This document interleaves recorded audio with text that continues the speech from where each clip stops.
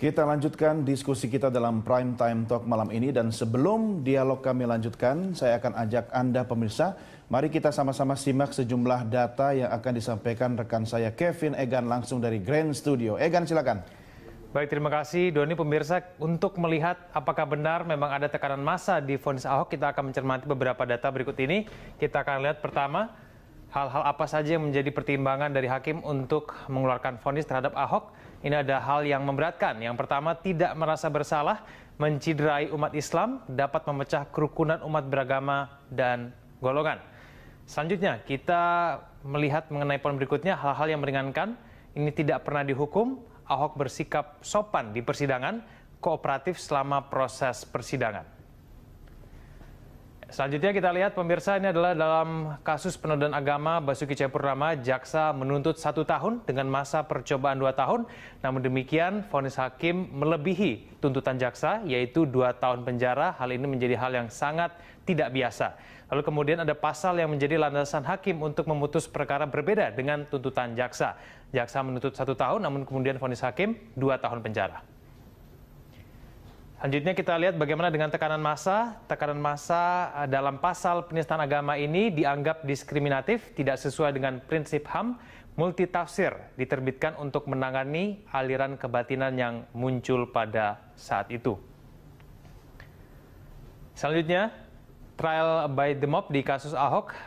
Kita lihat argumen yang pertama adalah pembuktiannya lemah, kemerdekaan hakim semestinya bertolak dari fakta persidangan. Hakim menerapkan standar ganda dalam mempertimbangkan konteks peristiwa hukum. Argumen selanjutnya, apakah benar trial by the mob ada di dalam kasus Ahok? Kerumunan massa adalah sumber legitimasi. Politisasi identitas dan peristiwa hukum dijadikan alat penundukan yang efektif untuk memenangi kontestasi. Kerumunan massa sumber legitimasi tindakan aparat penegak hukum.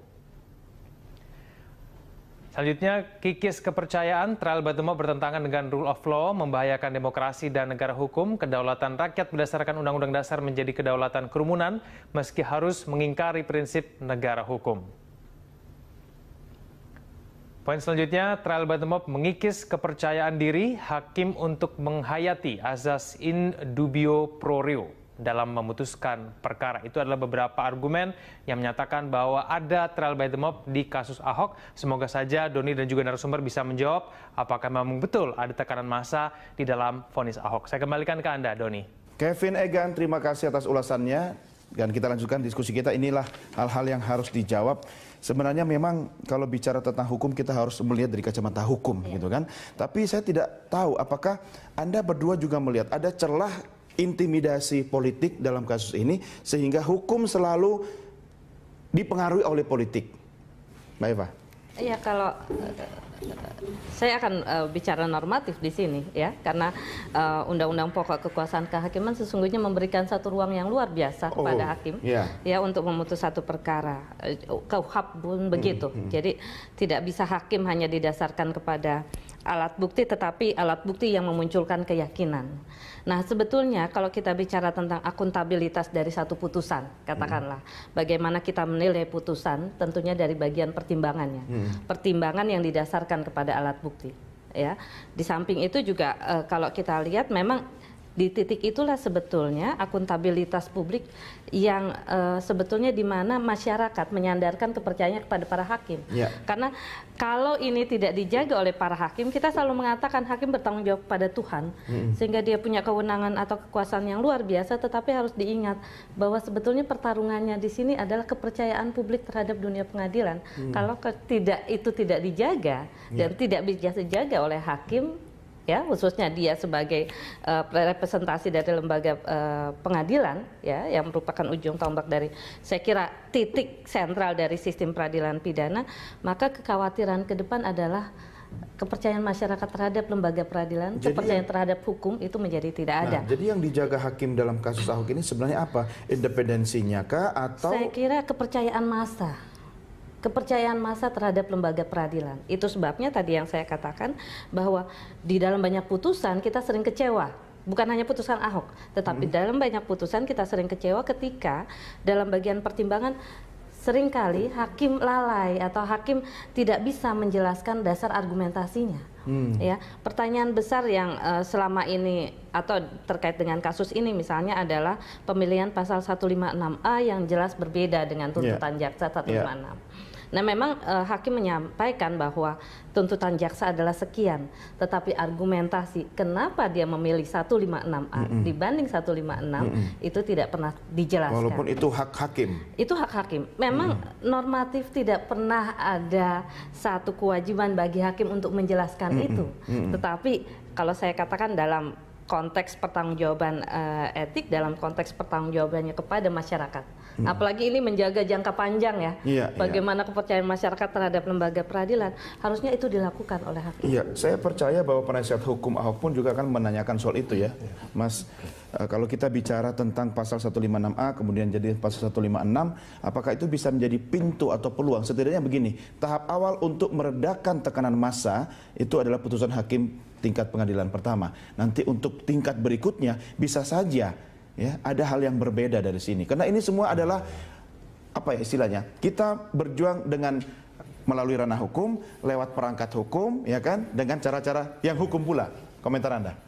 Ya bisa saja terjadi itu ya. Tetapi betapapun kemungkinan itu tetap terbuka, ini satu proses kemunduran demokrasi yang luar biasa, kemunduran pengutamaan prinsip negara hukum kita. Karena Anda bisa bayangkan, tuntutan jaksa betapapun sekali lagi hakim punya kebebasan. Tetapi ada dua pertanggungjawaban yang harus dilakukan oleh hakim. Pertama adalah pertanggungjawaban etis, yang ini tentu saja urusan hakim dengan Tuhannya, dan juga pertanggungjawaban profesionalisme seorang hakim. Ini kan apa yang dituntut lalu apa yang dia putuskan. Karena profesionalisme bisa diukur ya? Profesionalisme bisa diukur gitu kan dengan sejumlah indikator, dan karena itu nyata betul bahwa hakim berpolitik di dalam konteks putusan ini. Apa tujuan politik hakim? Selain mungkin ada interest personal, tetapi yang tadi saya katakan, hakim memikirkan bahwa koeksistensi, keteraturan, kerukunan, meredam gejolak ini adalah yang utama. Karena itu dia berani mengorbankan integritasnya untuk mengambil putusan yang semacam ini. Kalau ahli itu adalah hal yang paling diyakini oleh seorang hakim, kan dia mengambil putusan berdasarkan apa yang dia yakini kan? Betul. Saya tidak bicara keyakinan hakim ya. Ya. Jadi berbeda dengan Mahkamah Konstitusi yang kita sebut sebagai Court of Norm ya, tetapi si Mahkamah Agung dan jajarannya sampai ke Pengadilan Negeri adalah Court of Justice. Aspek-aspek di luar proses persidangan bagian yang boleh dipertimbangkan oleh hakim. Tetapi sekali lagi prinsip pembuktian di dalam hukum acara kita adalah kombinasi antara keyakinan hakim dan juga alat-alat bukti yang meyakinkan dan seterusnya dan seterusnya. Karena itu buat saya keyakinan itu bagian dari profesionalisme yang bisa diukur gitu. Jadi kalau ada sejumlah keganjilan, maka sahih kita persoalkan itu bagian dari unprofessional conduct dari seorang hakim. Dan maka wajar pula ketika kemudian bukan hanya masyarakat di Indonesia tetapi masyarakat internasional memberikan perhatian yang luar biasa.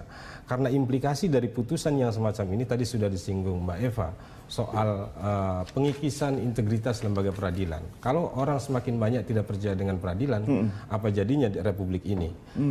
Betul bahwa dia adalah mekanisme yang kita sediakan, mekanisme demokratik yang kita sediakan untuk menyelesaikan aneka persoalan, tetapi kalau pola tingkah dari para hakim juga sedemikian mencemaskan dalam konteks isu-isu yang mengundang perhatian publik, ya maka hemat saya publik boleh saja menghukum lembaga peradilan sebagai ya lembaga yang tidak bisa dipercaya semacam itu. Nah, dan itu lebih berat lagi dampaknya. Lebih berat lagi karena kemudian di social order akan terjadi di mana-mana dan seterusnya. Saya berharap majelis banding akan memutus sesuatu yang berbeda tentu saja. Karena apa?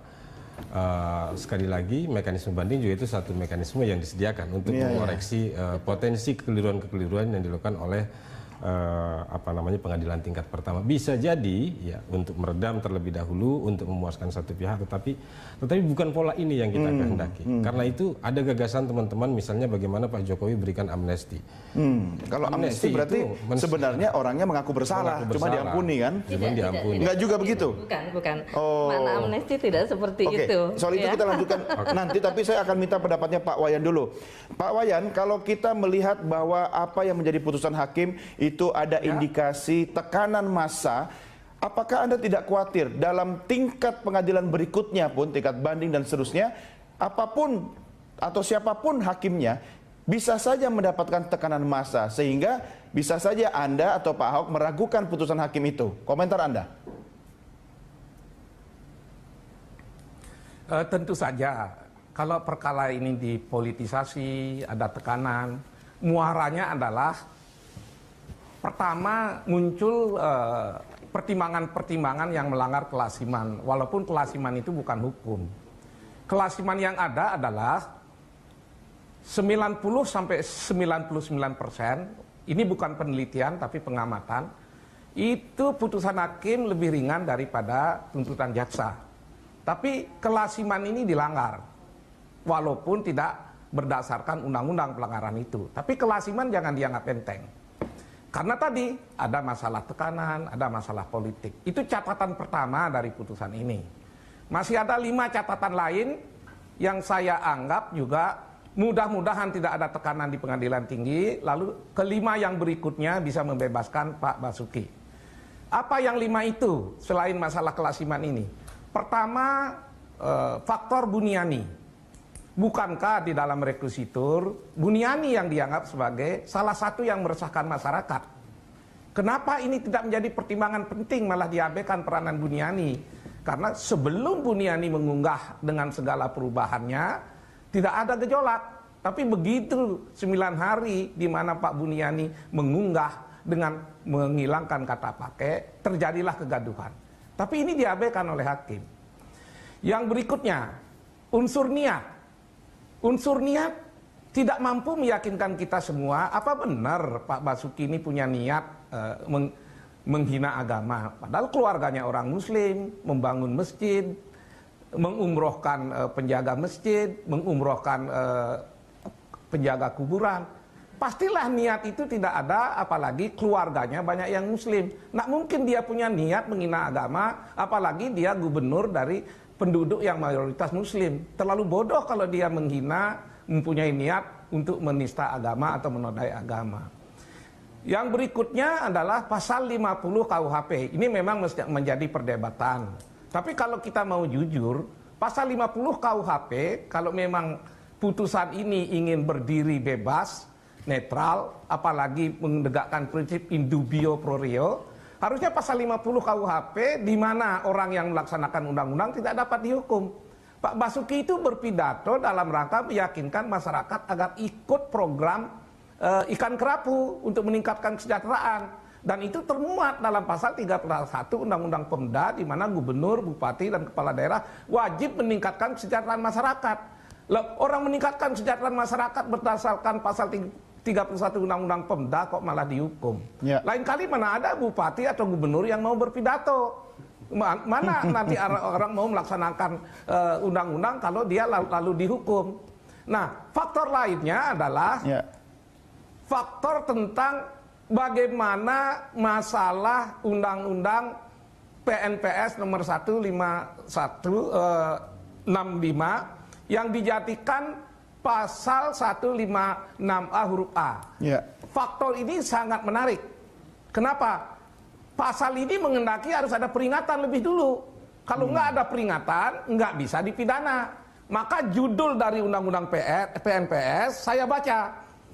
Undang-undang ini adalah untuk pencegahan penyalahgunaan dan atau penodaan agama.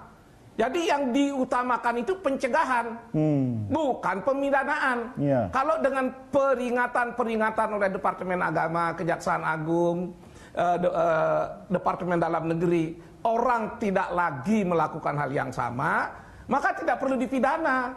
Karena maksud undang-undang ini adalah mencegah. Kenapa undang-undang ini muncul? Karena ada problematik pasal 156 KUHP dalam sejarahnya yang disebut Absai Artikelen Undang-Undang Karet, di mana aneh dalam sistematika susunan redaksi dan alinea pasal 156 terdiri 2 alinea tapi tidak ada 2 ayat. Alinea pertama menekankan golongan, alinea menekankan pada agama. Lalu bagian agama ini diatur dalam pasal 4 Undang-Undang PNPS nomor 165 yang diakomodir menjadi pasal 156 A huruf A. Apa maknanya? Maknanya adalah jangan terlalu mudah, jangan terlalu gampang mempidanakan orang-orang dengan tuduhan menodai agama. Maka undang-undang ini memberi peringatan sebagai hal yang sangat penting. Ini diabaikan oleh hakim. Artinya Pak Wayan, semua hal yang Anda sampaikan tadi itu mengerucut kepada putusan hakim syarat dengan tekanan ya Pak ya? Syarat tekanan, syarat nuansa politik, mengabaikan kesaliman, itu putusan ini warnanya. Maka orang akan mudah bereaksi kalau putusan ini kok menjadi seperti ini. Dan kalau ini memang diteruskan, khawatir sekali nanti putusan ini menjadi putusan yang menyesatkan masyarakat. Orang tidak salah jadi dihukum. Seperti kasus Sengkon dan Karta di Bekasi, di mana yang bersalah Gunel yang dihukum adalah Sengkon dan Karta. Bukankah Buniani yang harusnya bertanggung jawab? Kenapa Pak Basuki yang dihukum begitu? Baik, Pak Wayan, kita lanjutkan di segmen berikutnya. Kita break dulu, pemirsa jangan kemana-mana. Kami segera kembali sesaat lagi.